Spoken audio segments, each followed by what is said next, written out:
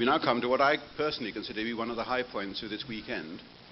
It is a departure, but it's at the same time as being a departure from our normal field of interest.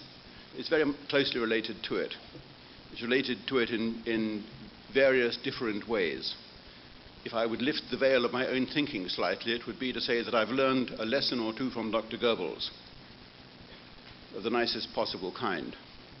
Around about 1943 or 44, when he was coming under attack in Germany because of the discoveries that the Allied troops were making in their advance across Europe, the atrocities that were being committed or had been committed, Goebbels was asked by his staff as to how to respond to these allegations that were being broadcast by the foreign media, and his response was, "We don't reply to them at all.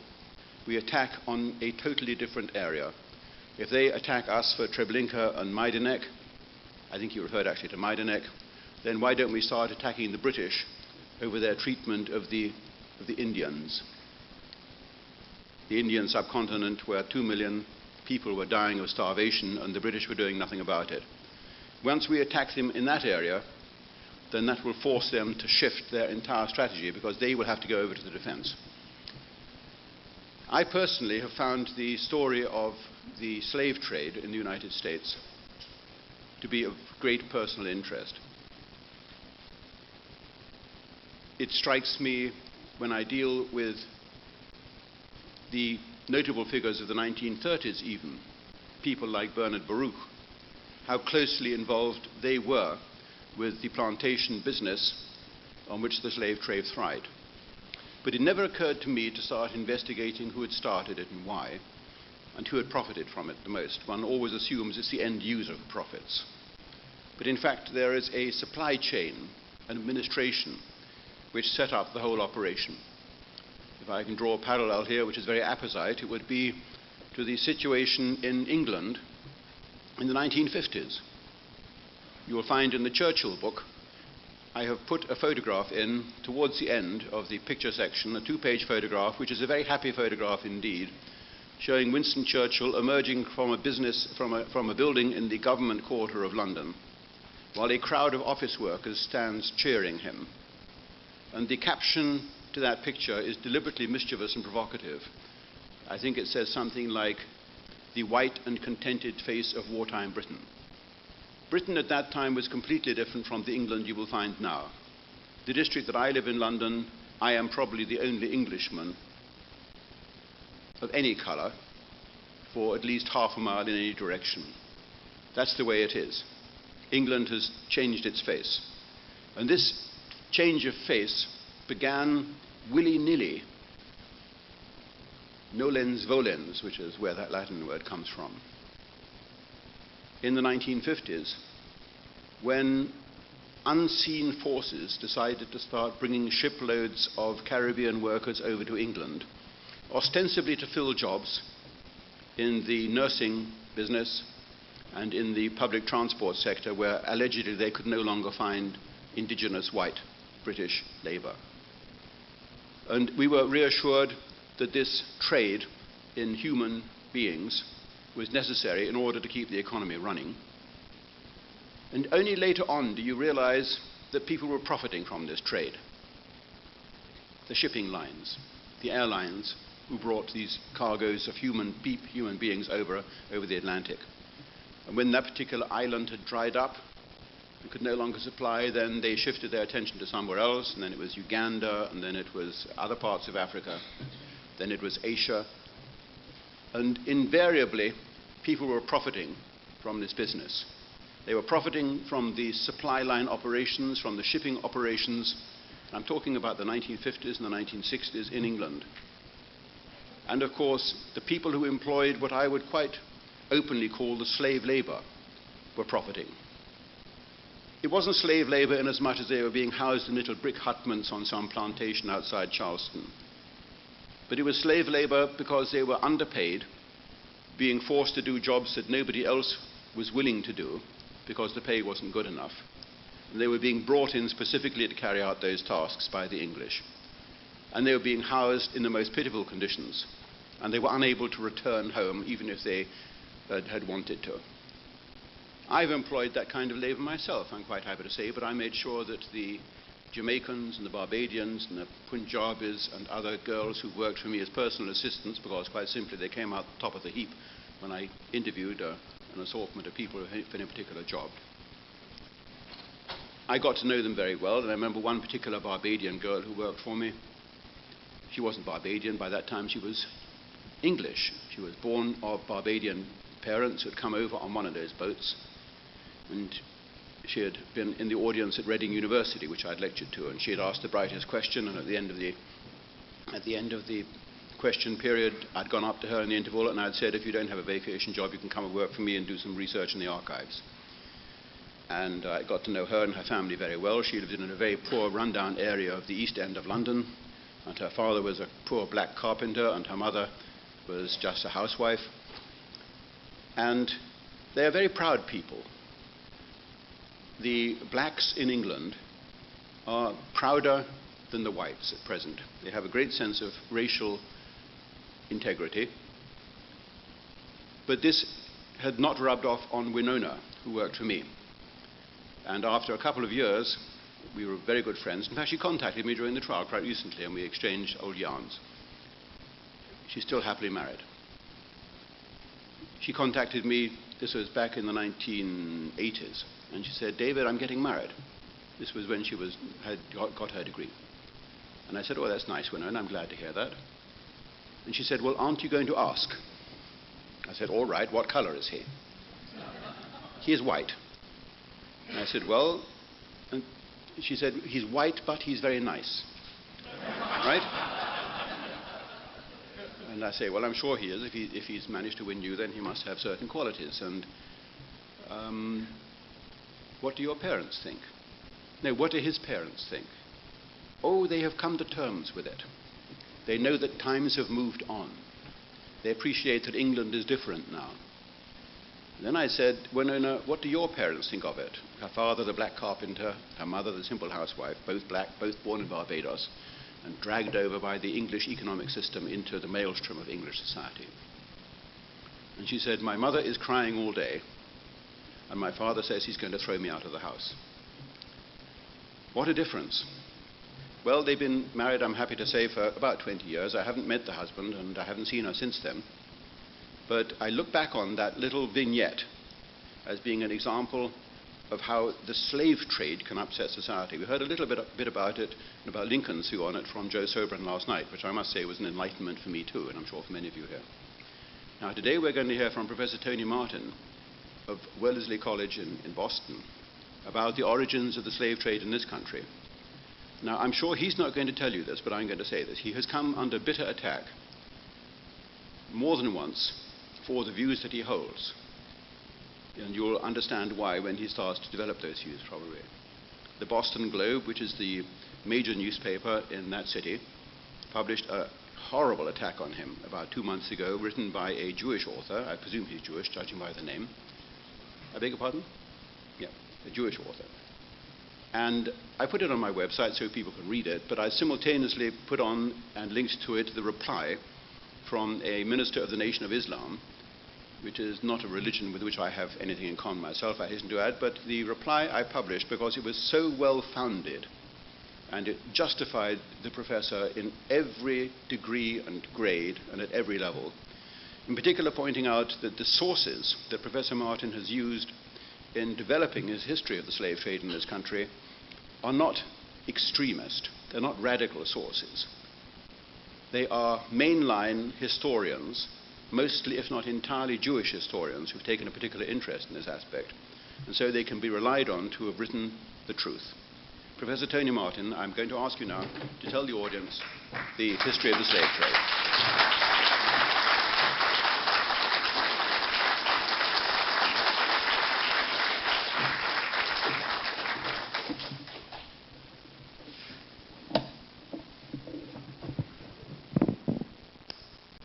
Thank you very much, David Irving, for inviting me here to participate in this conference.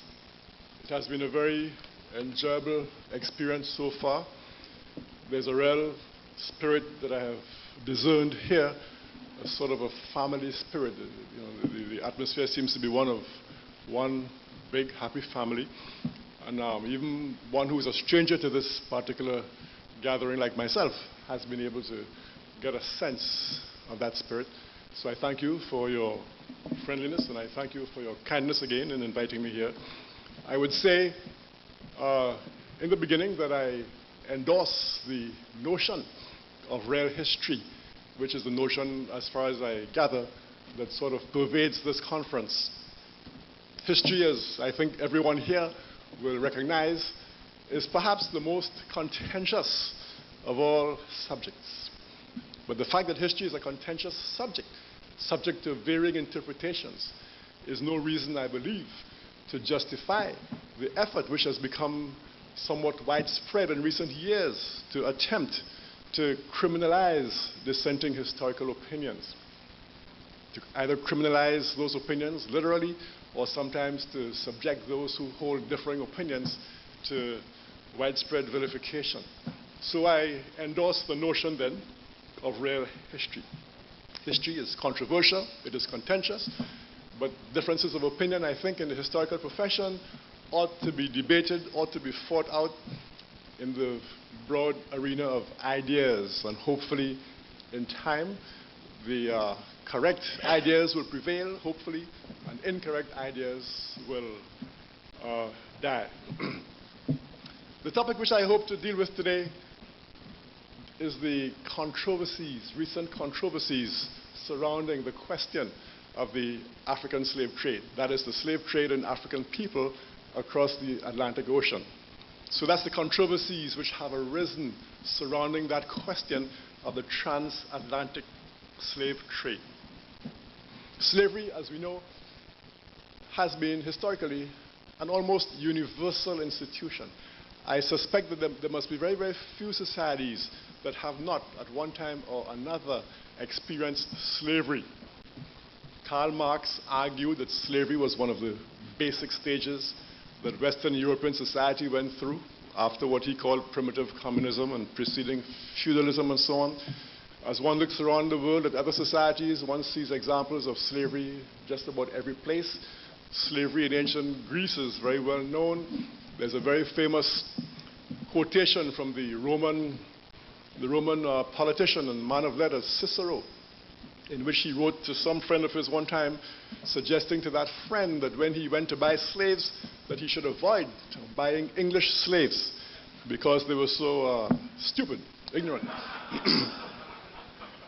He thought that a guy would be wasting his money. In fact, it's very fascinating because the kinds of stereotypes that Cicero was putting forward in relation to English slaves were not that different from the kinds of stereotypes that developed later on pertaining to African slaves. So slavery then has been a very universal experience. Nevertheless, it has been a very controversial experience, and it continues to be a very controversial experience. One of the very first controversies surrounding slavery is the question of defining slavery. What precisely is slavery? A variety of different types of human condition have been described over the years as slavery. For example, serfdom in Europe has been described on occasion as being slavery. Sometimes, when speaking of the African situation prior to the transatlantic slave trade, sometimes historians have used the expression domestic slavery to try to differentiate the kind of so-called slavery that existed on the African continent prior to the transatlantic slave trade with what eventually developed in the Americas and elsewhere. Domestic slavery is said to have been something akin to domestic servitude, where those who were slaves had a certain amount of social mobility and weren't necessarily subjected to the kind of harsh regime that developed in the Americas later on. We have the term slavery applied to what in some history books has come to be known as white slavery, the white slave trade. I believe it was 1910 in the United States of America when an act was passed against so-called white slavery, the Mann Act. I think it was 1910. And white slavery supposedly was a slave, not supposedly, it was a trade in women, many of whom apparently were Jewish women coming out of Central Europe, and a trade which, notwithstanding the fact that the women were Jews, a trade which apparently was prosecuted by Jewish entrepreneurs. It was a global trade in which apparently women were sent from Europe across the world to act as prostitutes and so on. This was in the 19th century and into the early 20th century as well. So the term slavery has been applied to that situation, so-called white slavery, the white slave trade.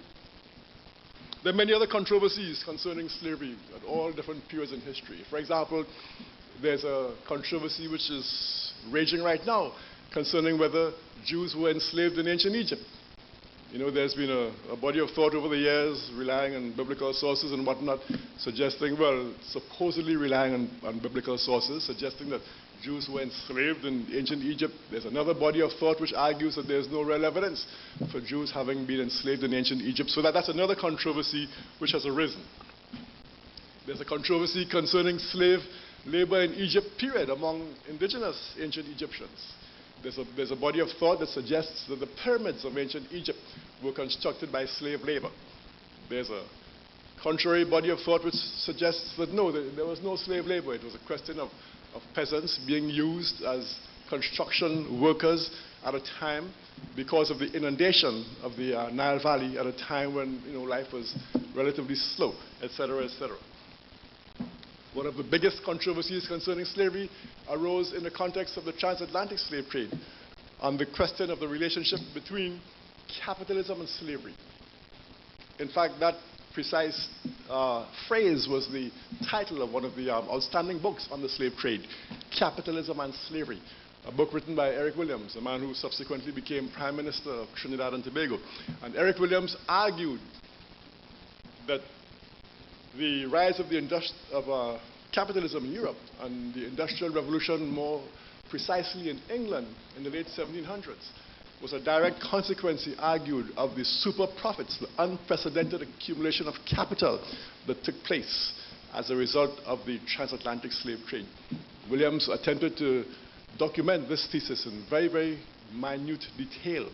Nevertheless, this has remained an area of great controversy, perhaps one of the greatest areas of controversy around slavery and the slave trade. Was the slave trade the reason for the great accumulation of capital that made the Industrial Revolution possible in England and subsequently in the rest of Europe?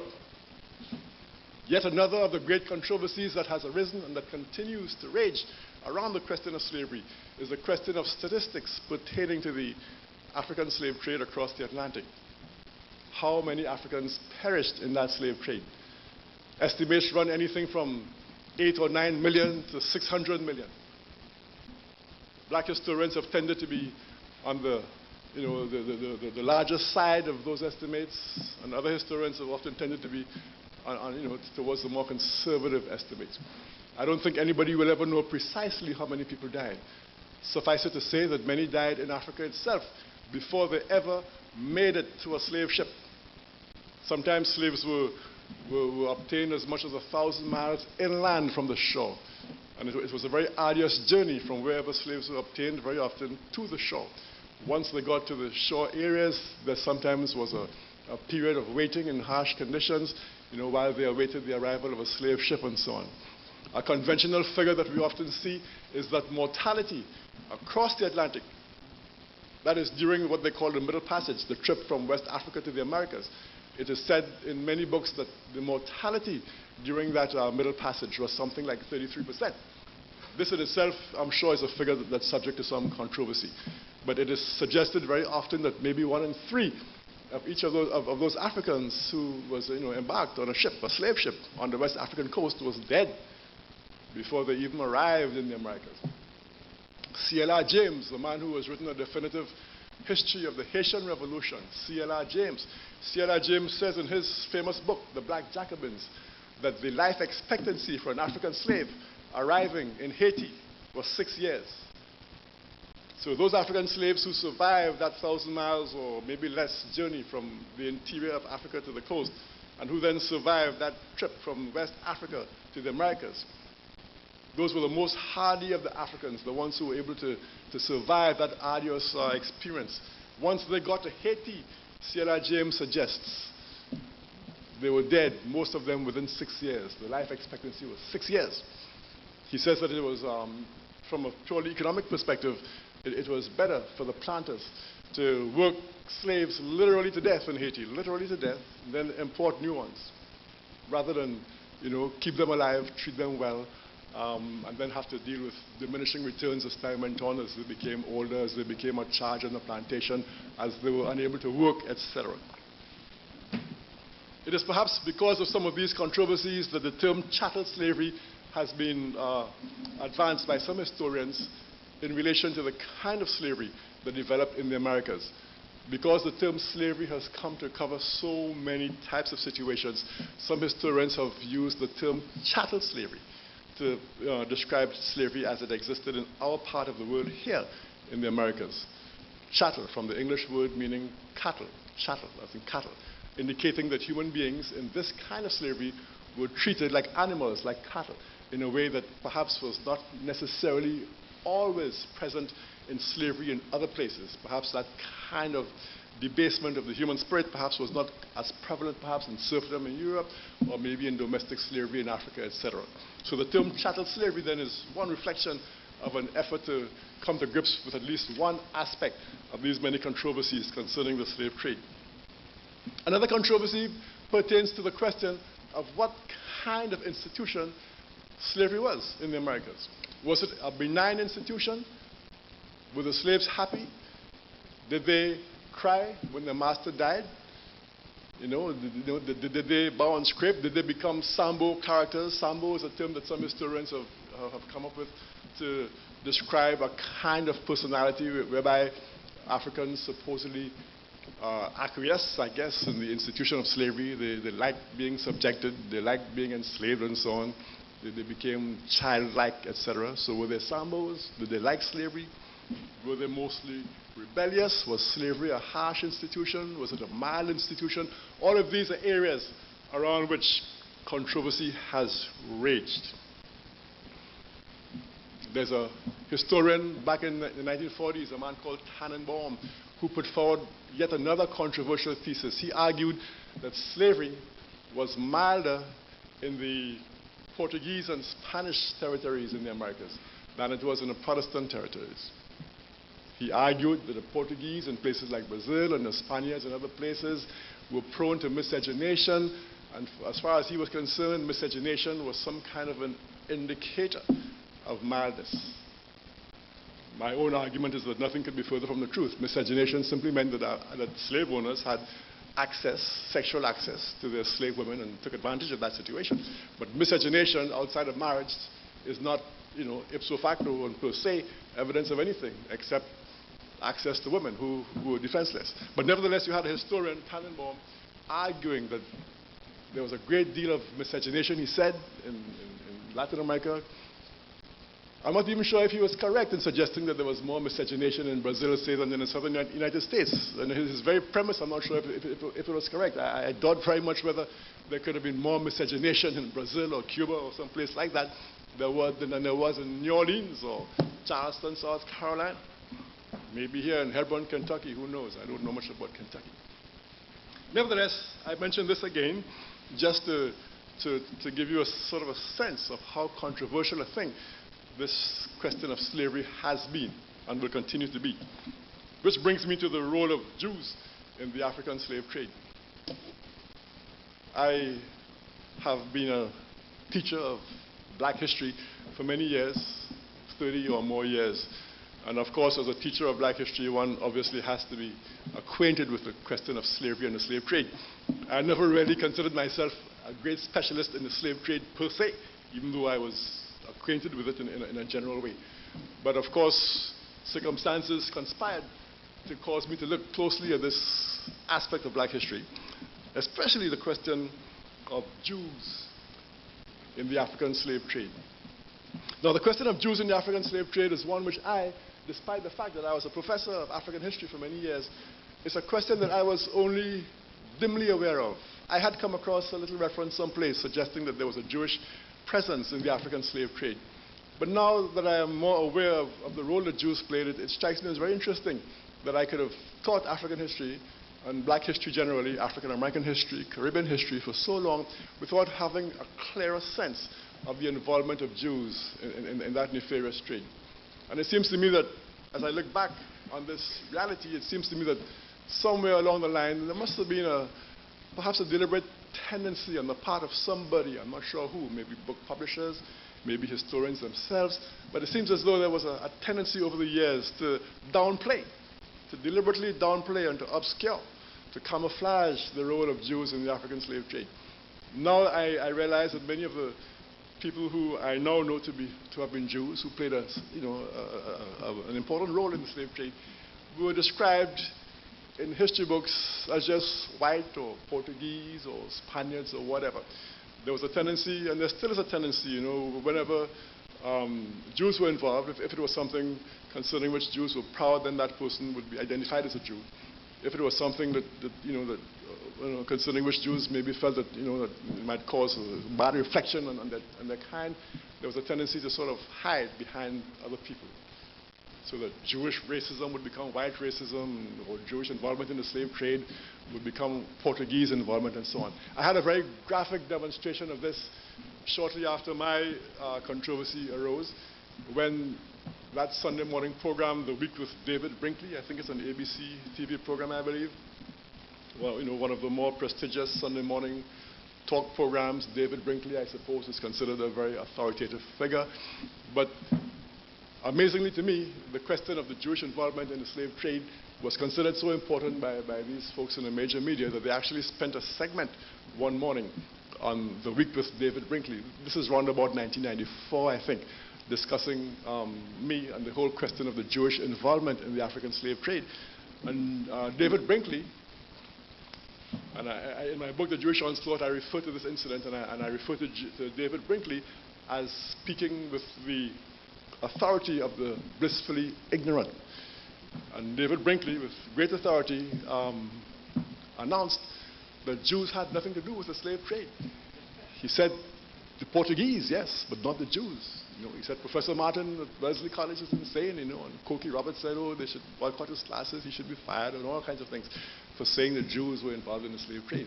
But come to find out that many of these Portuguese, that are, in fact, perhaps the majority of these Portuguese, slave ship owners and so on, that David Brinkley was talking about were in fact Jews. Some were what they called Moranos, Jews who pretended to convert to Christianity, then declared their Jewishness at the first opportunity, and so on. But here was just one of many examples where the Jewish presence in this trade tended to be camouflaged, under other kinds of categorizations. So then I was just very only dimly aware then of this whole question of the Jewish involvement in the slave trade, until sometime around 1992 or thereabouts, I received a little postcard in the mail. It was a bulk mailing advertising a book published by the Nation of Islam's Historical Research Department. The book was entitled The Secret Relationship Between Blacks and Jews. And I ordered the book and I read it. I was very impressed by it. And as a good professor, I always try, despite the fact that I've taught for many years, but I always try to keep my students abreast of latest developments. So here was something that fascinated me, something that surprised me since I had been unaware of it. And I did what I always do in that situation, and that is I decided to incorporate some of this new information in my African American survey history class. I actually used the book in a Caribbean history class for one semester without incident. I used it in the following semester in an African American history class, and that's when, as the saying goes, all hell broke loose. But before I describe what happened, let me spend a few minutes summarizing the facts of Jewish involvement in the slave trade. What precisely was the nature of the Jewish involvement in the African slave trade? The Jewish involvement in the African slave trade begins, as far as I can tell, long before the actual slave trade across the Atlantic itself. The transatlantic slave trade has its immediate origins around about 1441. When Portuguese sailors landed on the West African coast and kidnapped a few Africans, brought them back to Europe. Africans were brought back to Europe, to Portugal and to Spain as part of that particular trade for several years.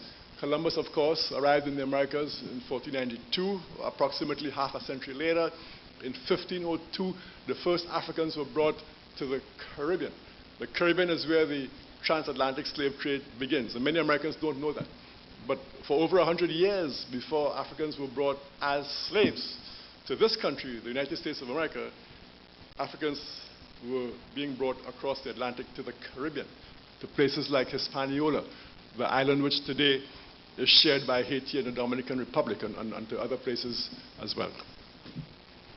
So it seems to me that Jewish involvement then in that transatlantic slave trade precedes by many, many years, perhaps by 1,000 years, the actual beginnings of the transatlantic slave trade. And let me explain. It seems to me that the most important theoretical underpinning for that transatlantic slave trade was what has come to be known in many quarters as the Hamitic myth. Some people call it the curse of Ham's story. When the slave trade developed, beginning in 1441 and for hundreds of years thereafter, people who prosecuted that trade looked around for intellectual justification, for rationalizations, for pretexts, if you will. And a variety of pretexts were advanced to justify the slave trade, to allow people to sleep well at night, for their consciences to be clear. One justification was that Africans were heathens. They weren't Christian, they were heathens, and therefore it was all right to enslave heathens. It would not be all right to enslave one's Christian brother, but it would be okay. It would be morally justifiable to enslave a heathen. That was one kind of rationale that was advanced to justify the slave trade. Another rationale was that Africans were less than human. Africans were devoid of reason, could not reason, were a subspecies of creature. They weren't human, and therefore, again, whereas there might have been some moral opprobrium attached to enslaving one's fellow human beings, in the case of Africans, since they weren't quite human, that kind of treatment of Africans was okay. The most important, however, of all of these rationales that was advanced to try to justify the slave trade was the question of this Hamitic myth. That is, the notion that Africans were cursed by God himself, that Africans had been cursed by God, that God had decreed in his wisdom a very long time ago that Africans would be forever the hewers of wood and the drawers of water for other races. The authority for this idea was said to reside in the book of Genesis, in the story in the book of Genesis. Now, there's a story in the book of Genesis, and there's an interpretation of that story that allowed it to be used to justify African slavery, and they're two different things. The story in Genesis is in Genesis. It's been in the Bible ever since. But the sort of spin that was put on that story that enabled it to become the basis for the Hamitic myth actually comes out of the Talmud, the Jewish holy book, the Talmud. Somewhere around 500 AD or thereabouts, the Babylonian Talmud. Let me just describe the difference between the story as it appears in the Bible and the story as it was spun in the Talmud.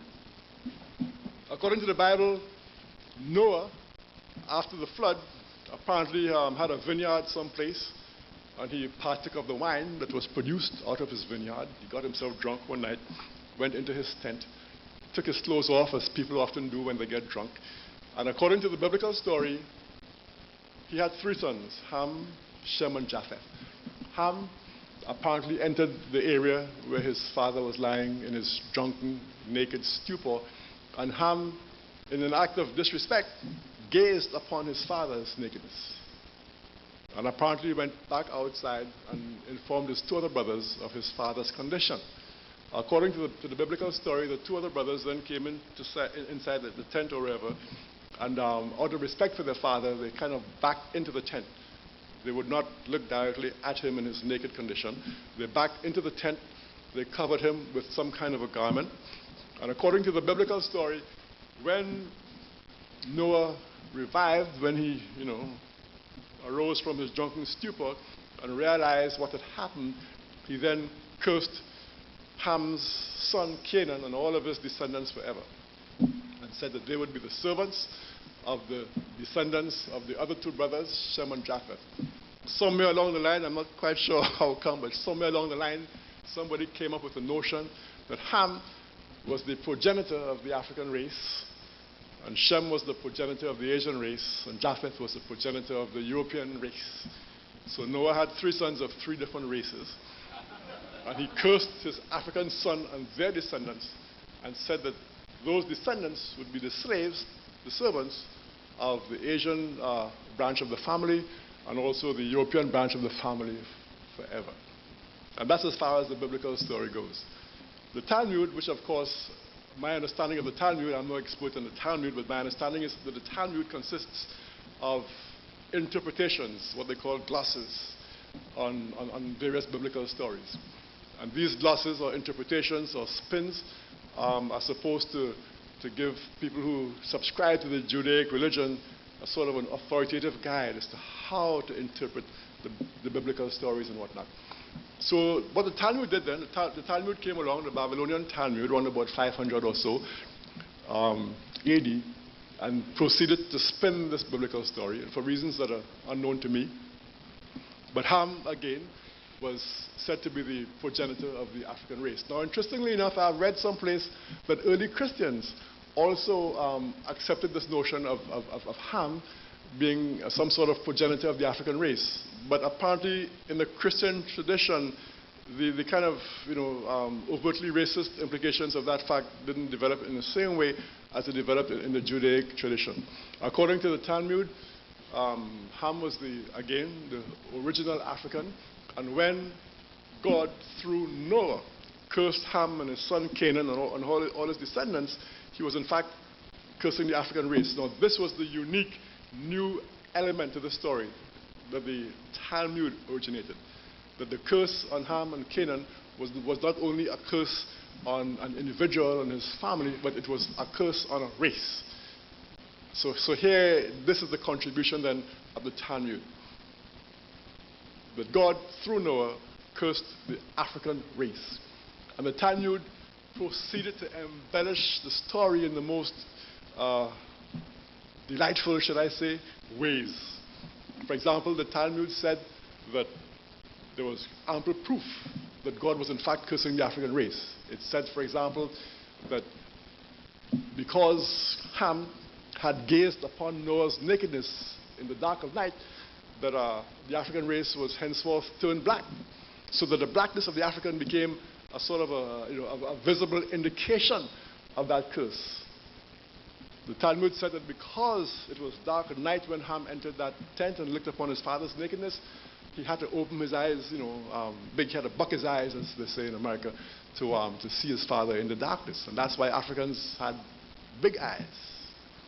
The Talmud said, and I'm going to quote all this exactly in a minute. I'm not making this up. It sounds incredible, but I'm actually paraphrasing a gentleman by the name of Harold Brackman, a man who worked until recently for the Simon Wiesenthal Center of all agencies.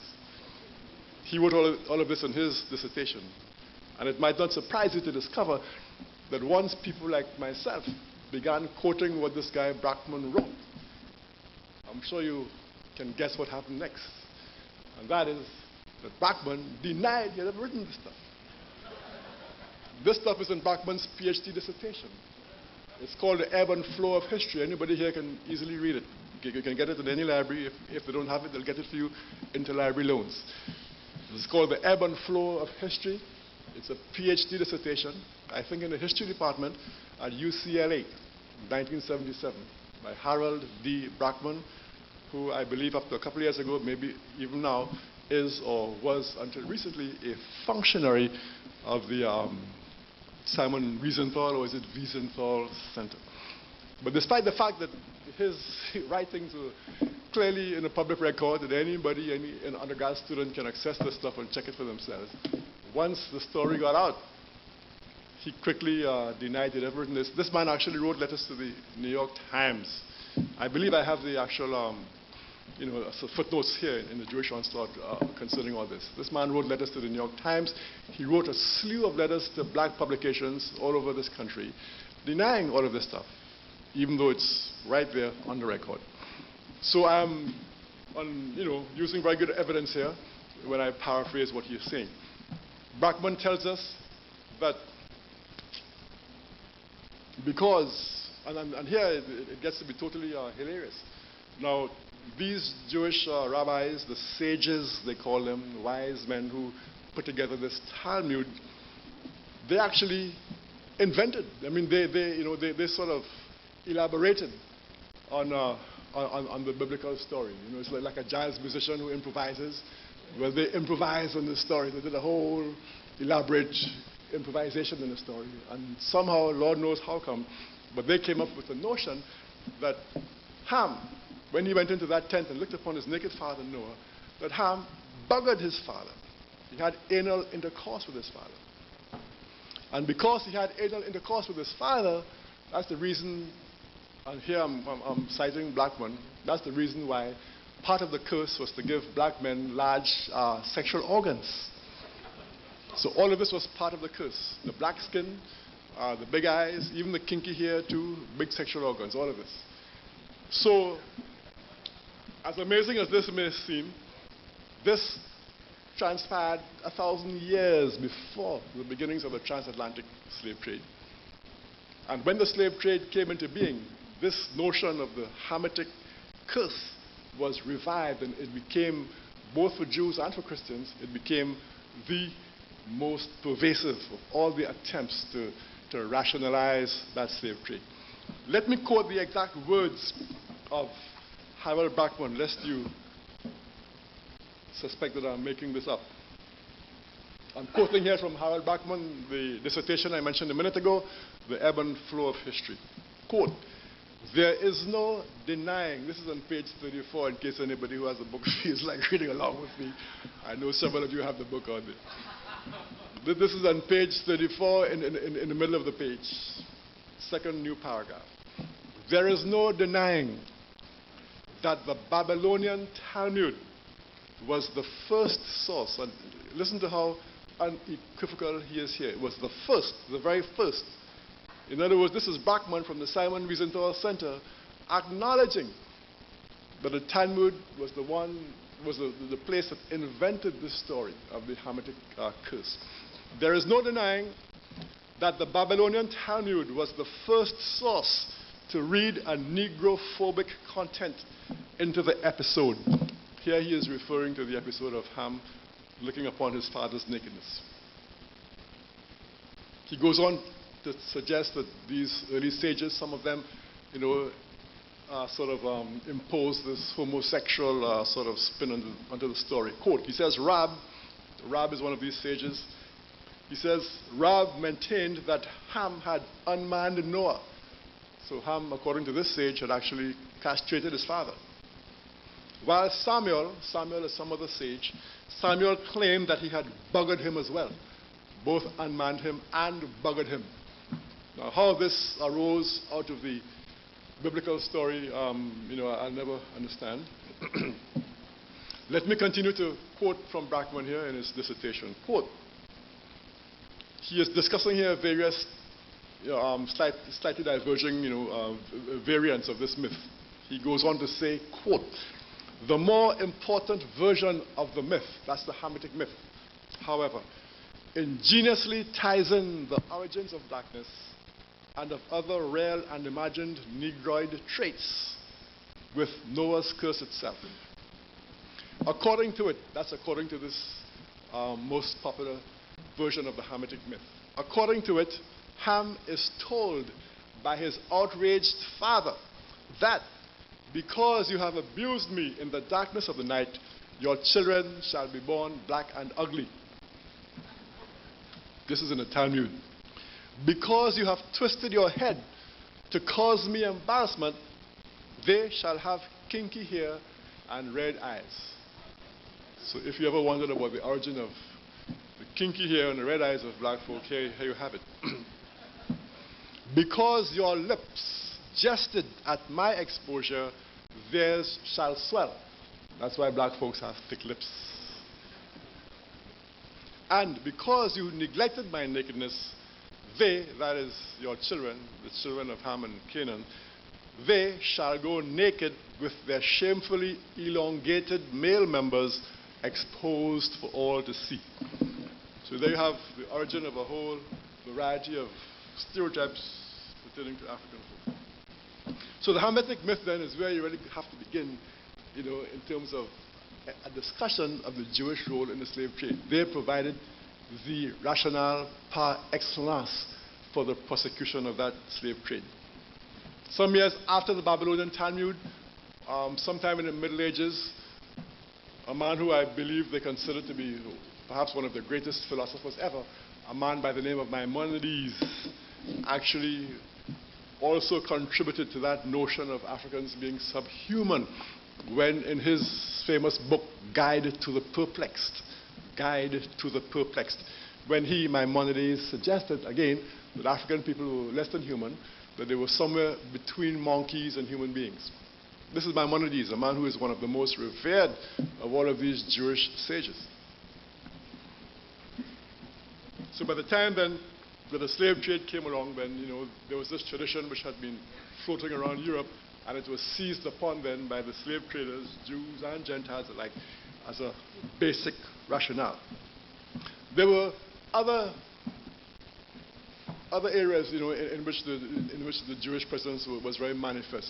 For example, although I don't know a whole lot about this aspect of it, but my understanding is that Jews were in fact very prominent as slave traders, in the centuries prior to the beginning of the Atlantic slave trade.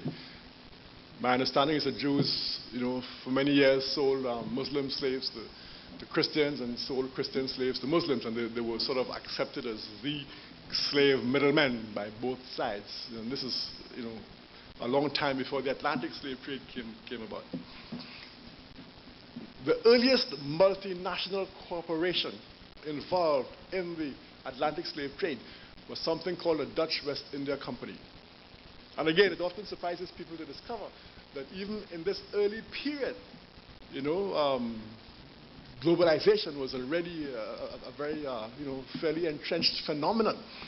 The slave trade was a great example of globalization. Here you had the Dutch West India Company, out of Holland, of course, which went to West Africa. They had their own private army. They established forts on the West African coast. They had their own fleet of ships and so on. They had their own administrators. Sometimes they would govern areas. They had their own governors, administrators, and whatnot. They were almost like, it was almost like colonization, via private enterprise. It was like privatized colonization. And all of this, of course, transpired with the sanction of European governments. These were like surrogate governments almost, these chartered companies as they were often called. So the Dutch West India Company in the 1600s then was the pioneer in this kind of multinational, globalized prosecution of the slave trade. And apparently a large number of the shareholders, the stockholders in this Dutch West India Company were Jews. The Jews had been chased out of Portugal and Spain. They had been chased out of all kinds of places. They found some respite from their wanderings in Holland. They became an influential factor in Holland. And I've seen a variety of figures. This too is an area of some controversy. I've seen estimates varying from 25% to 50% concerning the stake of Jewish stockholders in the Dutch West India Company. But suffice it to say that they were an important element in the Dutch West India Company, which was the preeminent entity carrying on the slave trade in the early period. The Dutch West India Company was responsible for importing, the earliest slaves to places like Brazil, to some parts of the Caribbean, either directly or indirectly, I think, to this country as well, in a very early period in the 17th century. In many areas in the Americas, Jews were a dominant element in the slave trade. In Brazil, for example, in the 17th century, Jews were a dominant element in the slave trade. They owned a large number of the plantations. They were often very importantly positioned in other aspects, not necessarily the plantation aspects, but things like, say, the importation of slaves, things like the warehousing of slaves, things like the auctioning of slaves, things like the provisioning of slaves, things like manning slave ships, provisioning slave ships. In New England, for example, at the height of the Atlantic slave trade, rum became a major economic venture in New England, places like Providence, Rhode Island, places like Boston and so on. And rum was a major factor in the slave trade because rum was one of the major items of trade, one of the major items that slave ships carried when they went to West Africa to trade and exchange for slaves and so on. And I believe that at one point all the rum distilleries in Boston were owned by Jews. I think there was something like 18 or something like that rum distilleries. So in all of these areas, both directly and in terms of ancillary industries feeding the slave trade, Jews were very, very important. Apart from Brazil, Jews were again dominant factors in many other parts of the area. For example, in Curacao, a Dutch island in the Caribbean.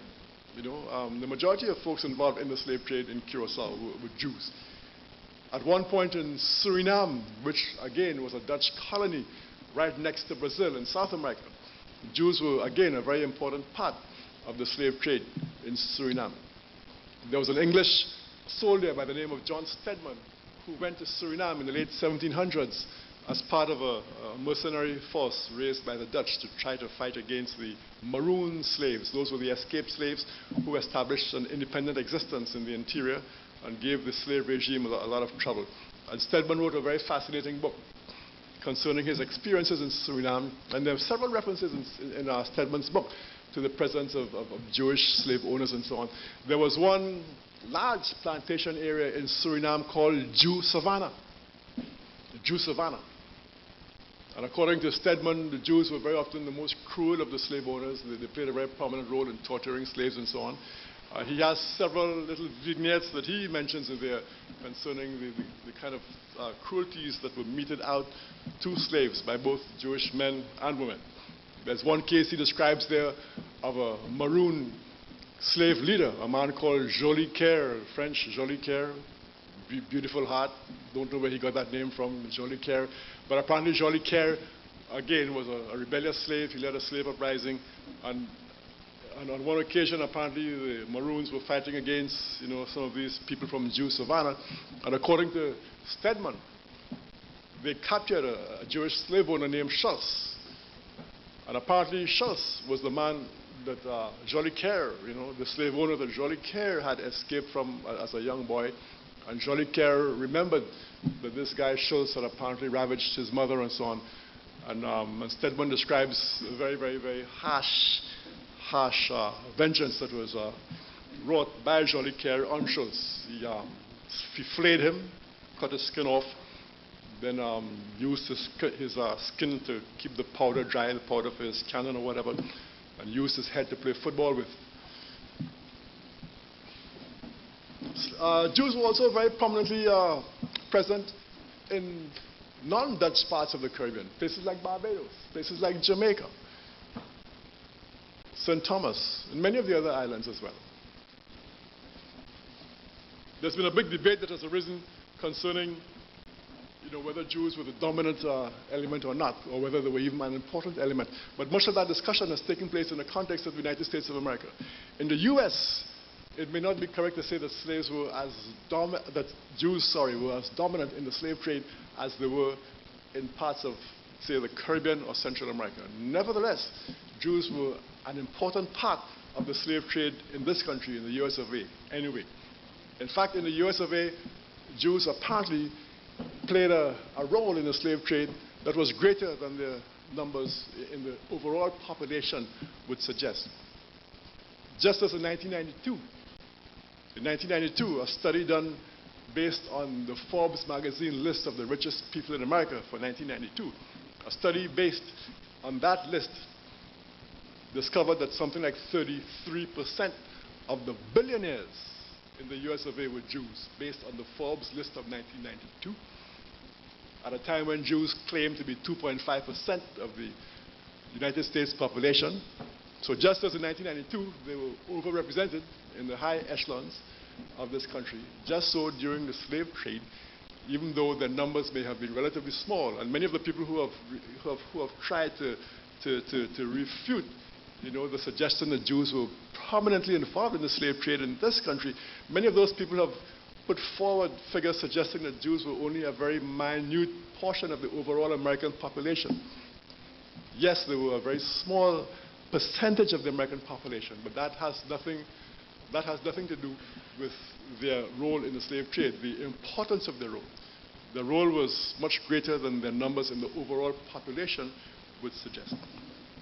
As a matter of fact, a Jewish historian has done a study of the 1830 census in the South and has come up with the conclusion that something like 75% of Jewish households in the South in this country in 1830 owned slaves, whereas the percentage for white households generally was only something like 36%.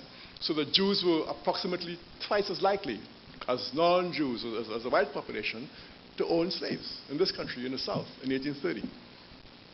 So again, we're talking here about, proportions rather than absolute figures. Some of the most important slave ship owners in colonial America were Jews. Perhaps the best known of these is a man called Aaron Lopez. I noticed that many of these persons had Spanish or Portuguese-sounding last names, and that's because they were Sephardic Jews. When this whole question arose, around my involvement in all this, many Jews were heard to say that there were no Jews in America prior to the 1880s. In fact, Nathan Glaser, a very famous academic out of Harvard University who should know better, he actually wrote that there's no way that Jews could be responsible for the slave trade in America, since there were no Jews here, he said, before 1880. Of course, there were European Jews here in the 19th century before 1880, German Jews and so on. But there were Sephardic Jews here from the very beginning. From the 17th century, there were Sephardic Jews coming in here to New York and later to other places. So hence the Spanish-sounding names like Nunez, names like Lopez, names like Castro, interestingly enough, names like Ferreira, Herrera, Gomez. All of these names, interestingly enough, suggested Jewish origin in colonial times. As somebody was saying to me yesterday, you could usually get a hint of their Jewishness from their first names. It was you, okay.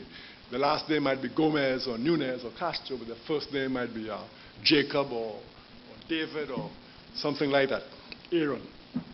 So Aaron Lopez was out of Newport, Rhode Island. He was one of the largest slave ship owners in colonial America. This man had a fleet of ships for many years. He sent his ships to West Africa. They traveled from West Africa to the Caribbean, to Barbados, to Jamaica, St. Thomas, places like that. He had members of his family situated in the Caribbean. He had a whole network going on. And he brought slaves back here as well.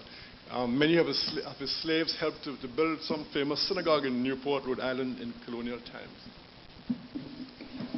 Despite the fact that, by the way, Jews were also involved in other aspects of the trade. My time is running out, so I'm going to be quick here.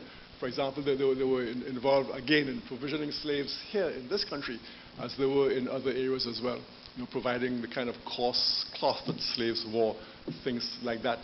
They had a hand in providing the kinds of restraints and handcuffs and chains and padlocks and those kinds of things that were used to sort of enforce servitude on the Africans as well. Interestingly enough, despite the prominence of Jews in this African slave trade in this country, in the US of A, their prominence in the African slave trade was not matched by a similar prominence in the abolitionist movement. In fact, some of the Christian abolitionists noted this apparent contradiction. In fact, let me quote you here a very interesting statement put out by Christian abolitionists. This is 1853. It's from the American and Foreign Anti-Slavery Society report, 1853. Quote, "The Jews of the United States have never taken any steps whatever with regard to the slavery question. As citizens, they deem it their policy to have everyone choose whichever side he may deem best to promote his own interests and the welfare of his country," etc., etc., etc.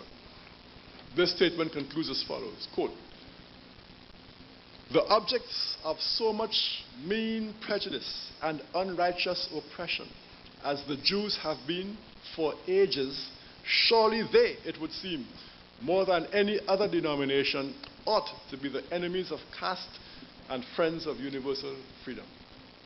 Such, however, was not the case. There were very few and far between as far as the abolitionist movement was concerned.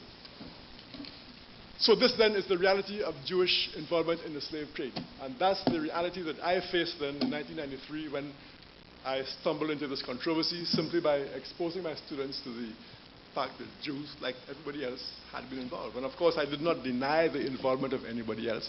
I did not even deny the involvement of African collaborators. You know, and for years I had taught Christian involvement. And up to now, I'm still somewhat surprised that everybody else, you know, seems willing to acknowledge their involvement in the trade. But for some reason, this is the only group that not only refuses to acknowledge their involvement, but becomes, you know, very upset when that involvement is mentioned. I won't have time to go into my particular situation. It's all here in the Jewish onslaught. I'll just say very briefly before I wrap up, I was just told I have about 3 more minutes left. But this controversy assumed enormous proportions. I'm still surprised. You know, here was something as simple as my teaching this information, which is all well documented. The book that I was using, The Secret Relationship Between Blacks and Jews, put out by the Nation of Islam, that book relies almost 100% on Jewish sources. But what is interesting, though, is that even though the Jewish academics and authoritative sources like the Encyclopedia, excuse me, Judaica, even though these sort of academic, esoteric Jewish sources were quite forthcoming in acknowledging their role in the slave trade, the popular Jewish press and the popular Jewish populace, I guess, many of them were either unaware of all this or refused to believe it. I remember some Jewish alumni writing into the to the Wellesley College Alumni Magazine, suggesting that my teaching, you know, the Jewish involvement in the slave trade, was akin to suspending the rules of grammar in an English class.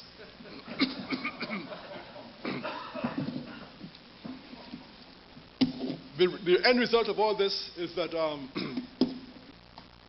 the role of Jews in the slave trade, something which was unknown to many folks prior to 1993, something which was largely unknown to me, because of the hullabaloo created by the Jewish media and so on, I think that has, in a sense, had an effect that they perhaps did not anticipate. And that is that something which was in fact a secret relationship is no longer secret. The whole world is now aware of the fact, thanks to the hullabaloo created by the Jewish media, of the Jewish involvement in the slave trade. And even though there has been an incredible effort since 1993 on the part of the Jewish media to sort of counter-attack. For example, the Amistad movie was part of that counter-attack. The Amistad movie very subtly suggested that Africans were the ones responsible for their own enslavement. The Amistad movie, you know, put out by Steven Spielberg, actually had an African slave. Imagine this.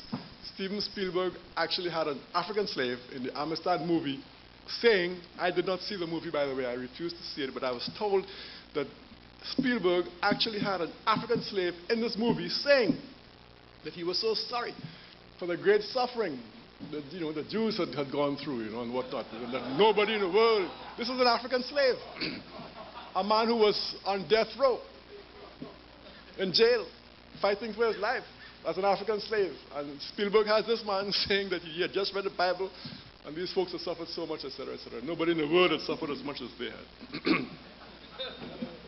The whole question of late of an alleged slave trade in the Sudan. Now, there may indeed be a Muslim slave trade in the Sudan. There may, I know, it doesn't bother me one way or the other. But the whole attempt to elevate this into a new great anti-slavery crusade, that too is one of the means by which the Jewish establishment has tried to kind of smother and cover up, you know, their own involvement in the slave trade. I don't know how many books on the slave trade have been published by Jews in the last 6-7 years. I have lost count, but it could easily be a dozen. You know, that they keep just churning out these books. But the more noise they make, the more people become aware of the fact that, you know, that there is a Jewish involvement in the slave trade. So I think that to a large extent, I think they have kind of shot themselves in the foot this time around. They have let the genie out of the bottle. I don't know how they'll ever get that genie back in the bottle. I don't think they'll find a way. So let me again end right here by thanking you for giving me this opportunity. And thank you, David Irving. Professor Martin, are we going to ask some questions? Right. Thank you very much indeed.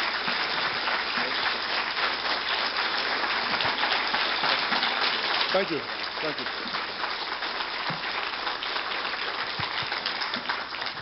Before we break for the lunch break at 12:30, I'm sure some of you have some questions to ask Professor Martin. I certainly want to ask a general question about proportionality.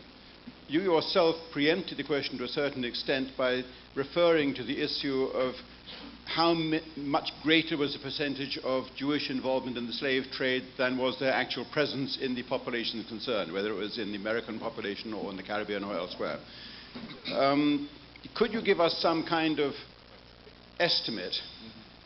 Could you give us some kind of estimate of the involvement, a numerical estimate, just off the top of your head? Was it like 10% of involvement, or 20% involvement, or 30% involvement? And a rider to that question is, how certain can we be of the identification of these particular businessmen involved in the slave trade as being Jewish? Just because somebody's name was Aaron, for example, would that qualify him as being Jewish, or is there a clearer definition? And as a third question, did they promote their own interests? Did they ensure that the business only went the Jewish way to the Jewish rum manufacturers and so on? Okay, I think I'll have to sort of... The proportionality question first. Okay. As far as the proportionality question goes, I think I'll maybe preempt your response to a similar question yesterday when you were asked about numbers as far as the Jewish Holocaust goes. And again, it's very, very difficult. I haven't done the kind of detailed research into numbers that would allow me to really speak with any kind of authority. Would you say it was a significant proportion? It was significant. Certainly, as I mentioned, in some areas, I think it was, a major element. I can say safely that in Curacao, in Suriname, in Brazil, in those three places, I think the Jewish involvement would have approached maybe 50%, of the people involved in the slave trade. I think in Curacao, it might even have been beyond 50%. Up to this day, the Jewish population in Curacao is still a fairly large element numerically. I think I'm right to say that in St. Lucia, there's a graveyard exclusively devoted to the Jewish people who were involved in the slave trade. Yeah. In Montego Bay, in Jamaica as well. Yes. There's a big synagogue in Barbados, which I think they refurbished recently, et cetera, et cetera, et cetera. Some of the statistics that are available have come from Jewish sources themselves. For example, the statistic I mentioned about something like 75% of Jewish households in the South having slaves, as opposed to 36% of white households. That comes from a Jewish historian. And he went back to the census, and he did the kinds of things that you were hinting at. Now, even for a Jewish historian, as you mentioned yesterday, the Jews themselves aren't sure what a Jew is and who is a Jew. But insofar as he could plausibly ascertain, from names and from other kinds of evidence, indicators. Yes. But of course, there was no way he could be 100% certain. Let's see. Do you think that the Jewish community harmed their cause by trying to pretend this never happened? Or would they do better to be perfectly open and frank about it and say those times are behind us and we would never do it again? Yes, I think that would have been a more sensible thing to do. Acknowledge it the same way that everybody else has done, and let's move on. But by trying to create an issue about it, I think that they forced themselves into an indefensible position. Do you think that the Jewish community representatives like the Simon Wiesenthal Center and the Anti-Defamation League and the B'nai B'rith should apologize to the black African community of this country for the injury they inflicted on them? But I actually call for an apology and reparations in the Jewish onslaught. Yes. Absolutely, yes. Well, I understand they have the money to pay the reparations. They've recently come into quite a large inheritance, I understand. Does anybody else have a question to put to Professor Martin?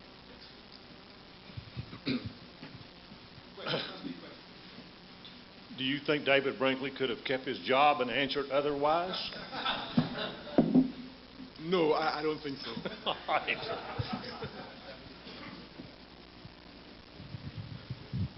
Do you have an idea of the percentage of slaves that were imported to America versus Brazil, South America, Caribbean, etc.? I've heard that of the entire slave trade, that America itself only got a very low percentage of the number. I'm not sure if North America got a low percentage, but I think it's generally acknowledged that Brazil was the place that absorbed the majority of the Africans. And I believe up to today, I think Brazil actually has the largest African population of any place in the Americas. In fact, some people argue that Brazil has the second largest African population of any country in the world after Nigeria. Of course, there's a great complexity around racial designations in Brazil. Yeah. Professor Martin, Yeah? do you think that this problem of slavery also reflects upon the failure of moral nerve of the Christian society in which the Jews then operated? I'm not sure In other words, the fact that they got away with all this, it also reflects on the Christian society. And therefore, we can't only blame the Jews. In other words, nothing was done about it. Well, I don't think anybody has ever attempted to blame only the Jews. I certainly have never attempted to blame only the Jews. My position all along has been that other groups have acknowledged their involvement. So what is so special about the Jews that they are beyond academic inquiry? That has been my position. Of course, many of the Jewish people have accused people like myself of arguing that the Jews were exclusively responsible for the trade. Because what they have tended to do, because their position is so indefensible, what they tend to do is to ascribe to people like myself, a totally off-the-wall position. In other words, they create a man of straw, then they attack that man of straw. But that man of straw is saying things that I never said. For example, they claim that people like myself were suggesting the Jews were genetically predisposed towards enslavement, but I never said anything like that. But they find it much more comfortable to attack what they claim you say than what you actually said. Thank you very much, Professor. Thank you.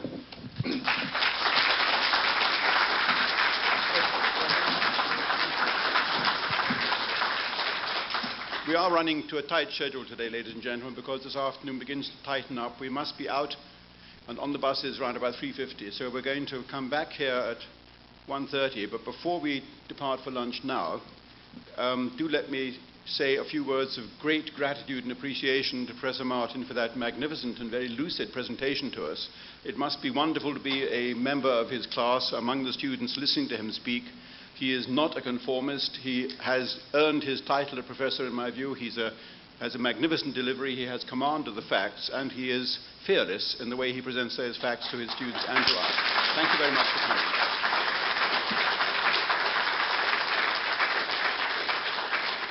And I understand the professor has 2 or 3 copies of his book still available at the back, which are going obviously to be snapped up in the next few minutes. Thank you very much. 1:30 p.m.